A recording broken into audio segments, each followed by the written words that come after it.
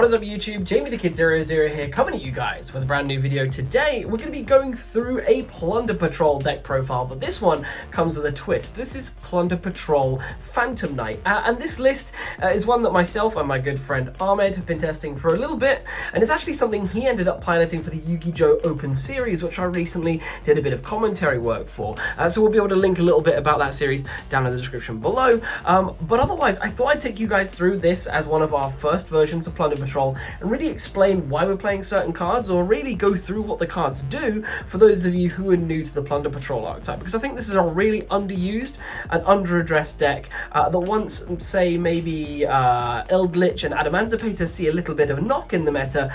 I think that this is a deck that will really find itself up there. So we're going to get this extra deck out of the way for now and go through the main deck. I'm experimenting with a bit of the lighting for this video as well, so let me know what you guys think and how we can improve that in the comment section down below. So let's get ourselves started with the monster lineup, and of course we're going to jump right in with the Plunder Patrols in the form of 3 Whitebeard, the Plunder Patrol Helm. So Whitebeard, his main purpose in the deck is to give us huge amounts of recursion while also being very strong because he's going to tag out. For those of you who don't know these cards, during your opponent's turn, while this card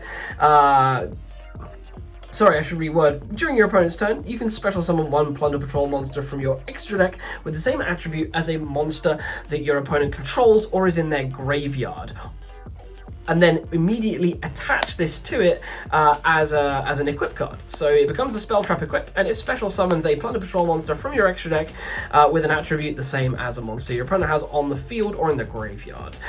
So that's a really kind of reactive component, and each of the Plunder Patrol extra deck monsters has an effect that we'll get to in a moment. One of the advantages of Whitebeard as well is that his effects allow him to generate further advantage. So his secondary effect is that if this card is sent from either the hand or the monster zone to the graveyard, you can special summon 1 Plunder Patrol monster from your deck except Whitebeard, but that does lock you into Plunder Patrol monsters for the rest of the turn. But that's absolutely fine because you're often going to be doing a lot of stuff in your opponent's turn, so the locks on this deck don't do a huge amount to counteract it, as long as you do everything in the correct order, which goodness knows I struggled to do in my initial testing of the deck.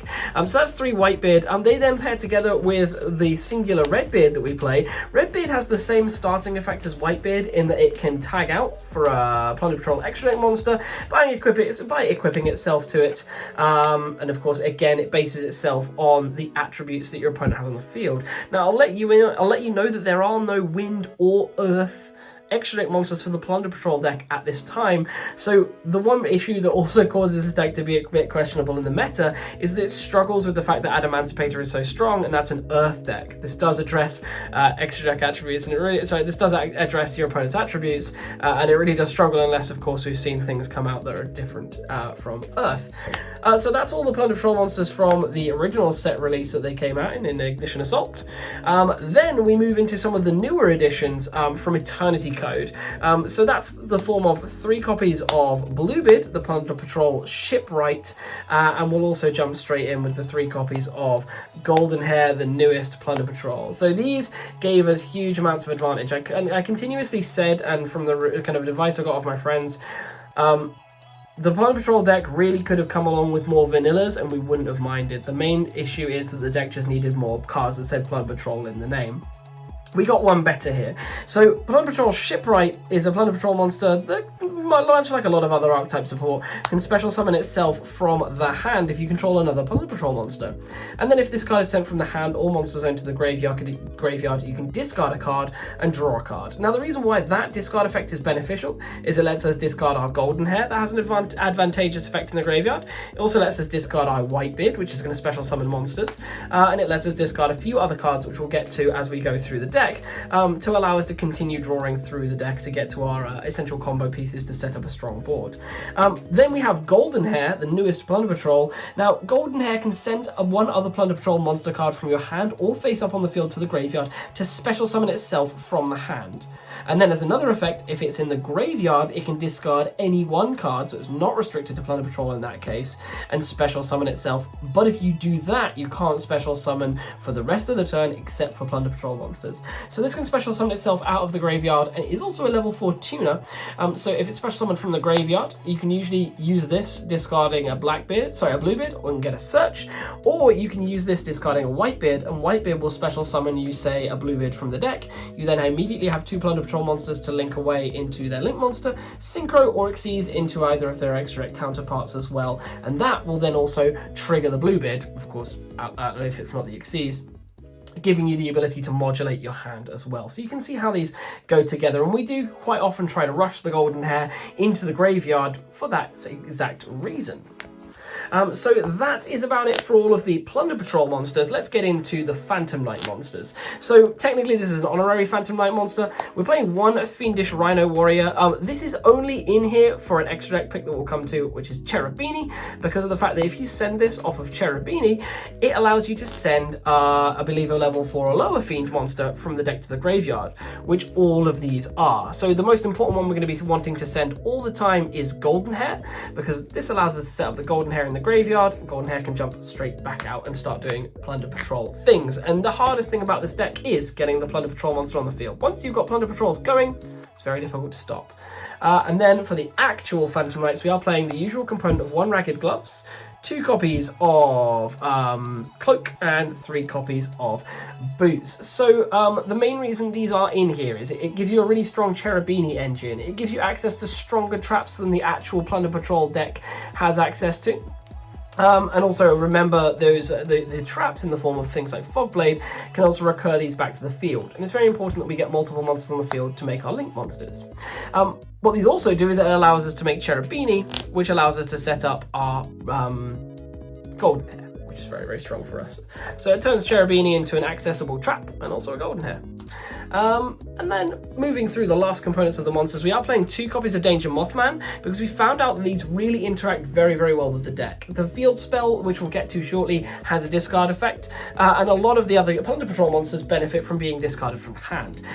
So this actually was better over almost all the Danger monsters for a couple more reasons as well. So not only is it the only Danger that gives us 2 ways to discard, of course, if it's hit with discarding, and if it special summons itself, it's probably going to hit a monster out of our hand. But what it also does for us is it's a level 4. So that level 4 interaction allows us to use it with things like Golden Hair to make our level 8 synchros, because we exclusively play level 8s. And we can also use it to make our Moerk, which is our level 4 Xyz monster, which we'll get to. So these have a really, really cool interaction, whereas we found that the slightly smaller Danger monsters weren't quite as optimal. So say things like the one of Jackalope and Tsuchinoko and Nessie. To give some examples. And then we are playing a complement of hand traps, or at least I am. I'm playing 3 copies of Ash Blossom and Joyous Spring, and I'm also playing 3 copies of Fantastical Dragon Phantasme.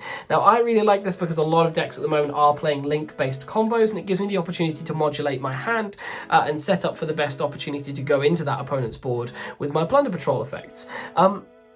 I think there's potentially a better card to play in the current metagame, which I'll actually be doing a separate feature on later on, but we'll definitely stick to the Phantasmes for the moment as a good generic pick. And it's always a card that I've really enjoyed in a lot of link-centric metas. Then we're moving on to the spells. We're going to start with some one-offs. I play 1 Reinforcement of the Army for exclusively, targeting the Phantom Knight monsters, giving us a bit more consistency on that, and of course let me pick up the ones that I'm missing. 1 Terraforming, because the field spell in this deck is integral to the strategy, so you really want to be using this. And then we play 1 Plunder Patrol ships shipping, and 1 Emblem of the Plunder Patrol. So ships shipping is really important because it allows you to fusion summon a Fiend monster from your extra deck, of course the new support monster being a fusion monster, using monsters from your hand or field as fusion material. But more importantly, its second effect is you can banish this card from your graveyard, target 1 Plunder Patrol monster you control, and equip 1 Emblem of the Plunder Patrol, or a Plunder Patrol monster, from your deck to that target. So the really important part is if you discard this off of most of our discard outlets that we've just gone through, it's going to allow you to equip our mighty equip spell Emblem of the Plunder Patrol. So Emblem has a really cool effect. So if you have a Plunder Patrol monster that's already out on the field that you want to protect, if this is equipped to the monster, it gains 500 attack. Also, your opponent can't target it with card effects. So that's already very, very strong. However, its secondary effect is you can send this equipped card to the graveyard and special summon one Plunder Patrol monster from your extra deck with the same attribute as a monster on the field or in the graveyard. Now, where that's very important is it doesn't phrase as your opponent's field or your opponent's graveyard. It allows you to get around that situation, which I found was very, very important. So that's the prime reason why we like that. This also then takes the monster that was equipped with this card originally, if you say use the effect to special summon a Plunder Patrol monster from the extra deck, and equips that monster to the Plunder Patrol monster you've summoned out and gives it 500 attack. And you'll see from the field spell, which we're going to get to next, it's very beneficial if you keep having Plunder Patrol monsters out in the spell and trap card zone.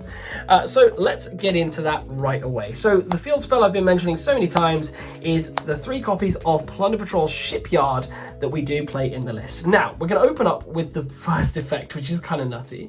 Plunder Patrol monsters you control gain 500 attack for each Plunder Patrol card in your spell and trap zone.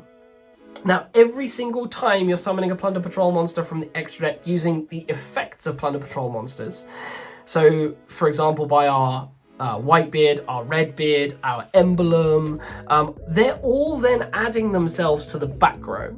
So what you can find yourself doing is having a couple of monsters with a couple of equipped pirates. You know, the easiest way to envision it is ships with the pirates on them. And then that's easily giving you 1,000, 1,500 attack points of a boost. And with most monsters in this deck, or at least in the extra deck, having attack points starting at over 2,000, you're building a board which is really just immune to the battle phase. It's going to have to be removed by other means. And that's a really strong thing to just do passively in the deck. Its actual then activated effects are as follows. You can discard 1 card and add 1 Plunder Patrol monster from your, 1 Plunder Patrol card from your deck to your hand, excluding another copy of Shipyard. So the whole reason we use that is, again, it's another discard effect. It allows us to discard the multiple copies of Shipyard we might well have, or the multiple cards that we played in our monster lineup that benefit from being discarded, and actually add relevant cards that are going to give us a board either going into the first or second play. And then the other cool effect this has for a nice bit of recursion is if this card is in your graveyard, you can target a Plunder Patrol card that is in your spell and trap zone, and then set this card from the graveyard in your field spell zone, and then return the target to the hand. So say you've got a Whitebeard that's under a monster, and you know in this play, you know, you've just started your turn, this is in the graveyard, you need that Whitebeard for your play, you can just immediately set this from the graveyard to your field spell zone, and then add the Whitebeard back, summon the Whitebeard, and make your plays. So it's really, really cool for those regards. I absolutely love this field spell. I think the ability to set it and bounce a card is really quite an innovative concept, and it really works quite nicely with this archetype. So I love the way this interacts with the deck. And then just for a couple other supporting cast, we do play 2 copies of Pot of Desires, which is just fantastic. You may say, and I say this occasionally, yes, it's kind of it's a bit of a problem if you banish, say, the shipping or the emblem, but you normally have to go by the normal mentality. If you had to activate this before making that play, then you probably were never going to get to that play in the first place, and drawing the extra cards is still going to give you a huge amount of advantage. The emblem isn't an absolute win condition, it's just a nice booster engine, exactly the same way as the one of Rhino Warrior, for example. Everything that's important in the deck is played in 3s. And then we play some traps. I love me a deck that plays a few more traps than normal. So we're playing 2 copies of Plunder Patrol Booty. Now, Plunder Patrol Booty is another card that gets around that attribute lock issue that we said about earlier. So you can flip this, declare 1 attribute, and target a face-up monster your opponent controls. It becomes that attribute until the end of this turn. So that's beneficial in 2 ways. It's beneficial because it stops your opponent from being able to make certain plays that require a monster of a certain attribute. And then what it's also doing is it's setting you up for the exact boat that you want for the job. What you're then going to be able to do as well is, if you activate and resolve that effect, you can then take 1 Plunder Patrol monster from your graveyard and either shuffle it into the deck or special summon it. You can only use this effect once per turn, And if this is on the field and there are no other Plunder Patrol monsters on the field, this does send itself to the graveyard. So it's important you use it at the right time. So what you're able to do is just have this set up. If you've got any Plunder Patrol monster in the graveyard, you can activate this, turn one of your opponent's monsters into, say, a fire, special summon the Plunder Patrol monster from your graveyard, and then you can immediately, if it's the right Plunder Patrol monster, say a Whitebeard, that can trigger its effect, it can immediately then turn itself into a larger boat. So these are very, very strong. Absolutely love Plunder Patrol booty. We then play one copy of the Phantom Knight's Shade Brigandine. Brigandine is in here as an extender to give us better access to our Link monster or our Xyz monster should we require it. However, it's not essential. It's just there as a searchable option through our our Phantom Knight engine. And then we do play the 3 copies of the Phantom Knight's Fogblade, because it's really, really strong in this deck to have a way of stopping our opponents going absolutely ham on us. It's really, really good to have that effect negation that also allows us to recur monsters to the field to make our Link monster. So really, really feel that these are very strong. And the fact that you generate these almost for free is just a really sick engine considering the amount of discard outlets in the list. So that's the main deck. It should be 40 cards on the nose. Now we're going to get into the super cool bit, which is the whole mechanic of this deck. So we're going to start off the extra deck with the full Plunder Patrol component. So we start off with 3 copies of Blackbeard, the Plunder Patrol captain. Now Blackbeard is kind of your heart and soul of the deck. You're going to be making him as often as you can, especially if you're not drawing things like your Whitebeard. You're making this with some of the common guys. So he requires 2 monsters to make him, including at least 1 Plunder Patrol monster. And he has a quick effect. You can target one effect monster you control, which can be himself, special summon a Plunder Patrol monster from your extra deck with the same attribute as a monster your opponent controls or is in their graveyard, and if you do, equip this target to it. So the way he will work is you'll have him on the field as your extra deck zone, you'll activate your effect, and say your opponent has a dark monster. You would then put him in your spell and trap card zone and special summon the dark boat from your extra deck, for example. And then it allows you to draw a card, which is just always good as free advantage. And the cool thing about this guy as well is his effect actually allows you to special summon in your own turn, which is something none of the other Plunder Patrol monsters allow you to do. They're all going to be quick effects in your opponent's turn. So he's really good for doing things in the here and now, and we have so many ways to facilitate making him nearly for free. And because of that draw he gives you, he's paying you back for the extender that you added in. So it's only ever costing you the Plunder Patrol monster, which we can always generate for free with things like Golden Hair. Then moving through the kind of the ships that we play 2 copies of Plunder Patrol Moerk. Now this one is probably my favorite, and at least was my favorite before the fusion boat came out. Now Plunder Patrol ship Moerk is really cool because it's 2 level 4s, or of course makeable using their effects in tandem with Dark because it's the Dark boat. Now you can discard a Plunder Patrol card.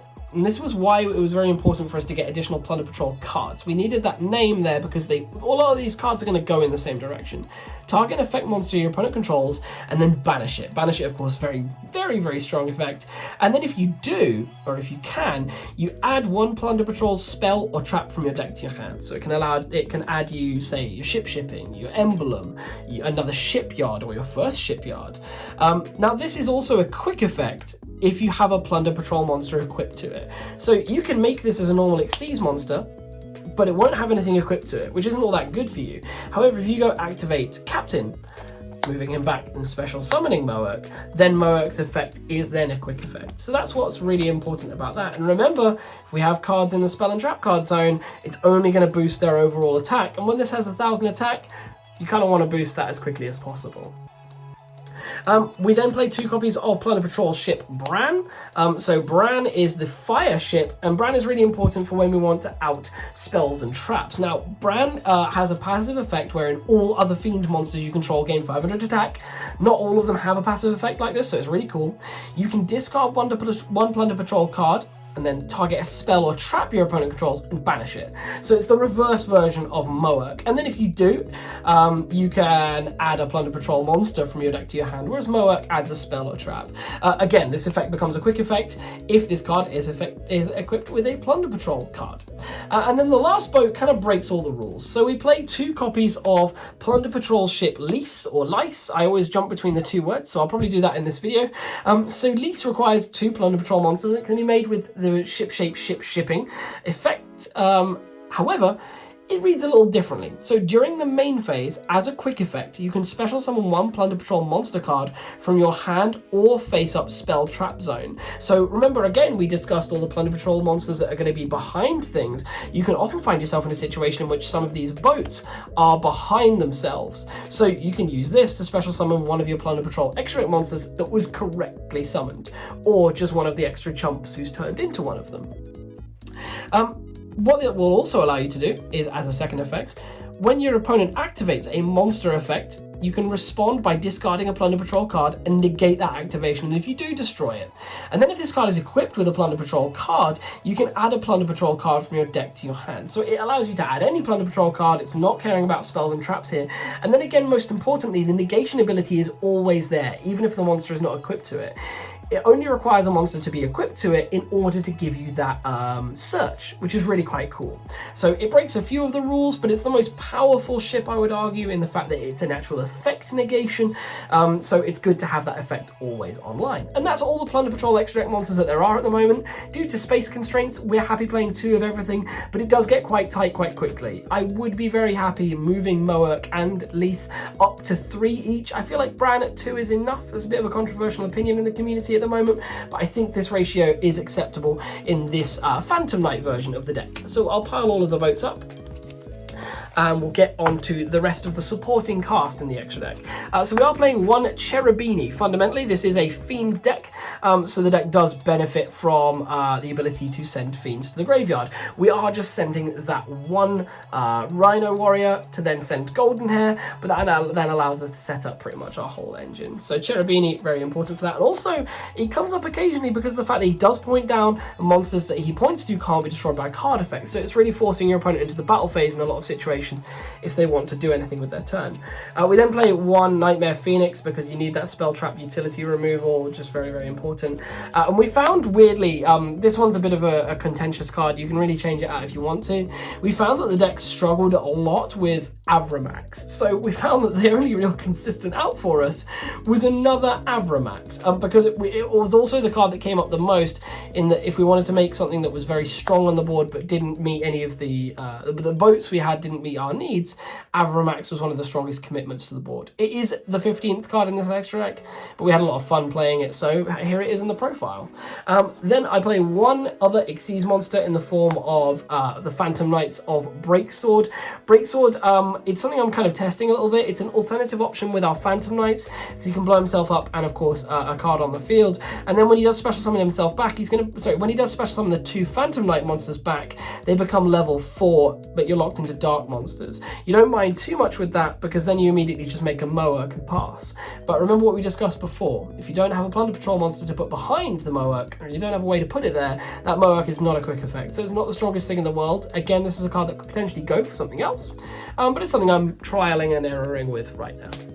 And then we play 2 Synchro monsters, and I feel like both of these are super, super impactful. So the first one is Adamancipate Arisen Dragite. So, of course, the first effect of Dragite is completely irrelevant here with the mill and the excavation, However, the fact that this card allows you to negate a spell or trap when a water monster is in your graveyard, so essentially a negation for free, is very, very strong. We don't have any spell or trap negation in the actual archetype of the Plunder Patrols, so it's really cool to have that. We, of course, have monster negation in the form of Lys, but the fact that we can make level 8 synchros very, very easily, and it is a water monster for the archetype, it's quite cool. And then we otherwise play White Aura Whale. So White Aura Whale I really like playing, and I'm kind of encouraging my testing partners to play because of the fact that when you special summon this, it's immediately going to then try to blow up your opponent's field, and it is a double attacking piercer, so it pushes for a huge amount of damage, and it does a lot of board removal that some of the Plunder Patrol monsters kind of lack. You have a lot of singular spot removal in the fact that Moerk and Bran can remove one monster from the field on their own. However, White Aura Whale is going to give you the opportunity to remove monsters en masse. So you could say go through things like a Moerk to clear individual threats or things that are stopping you from activating a blowout card like this, and then all of a sudden you make this guy. It is a little bit of a struggle to make because if you have used any of your effects of your Plunder Patrol monsters, you're usually going to be locked out of making non-plunders. However, White Aura Whale, when you can make it, is an absolute powerhouse. So absolutely love it. But that does bring me to about the end of the profile. while, folks. My voice is getting a little scratchy. We are about 23 minutes into the video now, so let's just line up some of the votes for a little bit of an outro. So I hope you've all enjoyed. This has been a bit of an odd one because it's my first time back making a deck profile in a long time, so forgive me if some of my words have been a bit all over the place, but I hope you've all enjoyed. Let me know again if you want me to keep doing this. Let me know what decks you want to see. I should have a mail day video already up and online, so you can see a few of the things that I've ordered in. And I actually got another mail day video coming very soon as well, because I've been ordering a lot of stuff in quarantine, which is just great when I can't play cards. So do let me know what you want to see in the comment section down below. I hope you've all enjoyed. It's good to be back. I'll see you guys in the next one. Peace out. Bye-bye.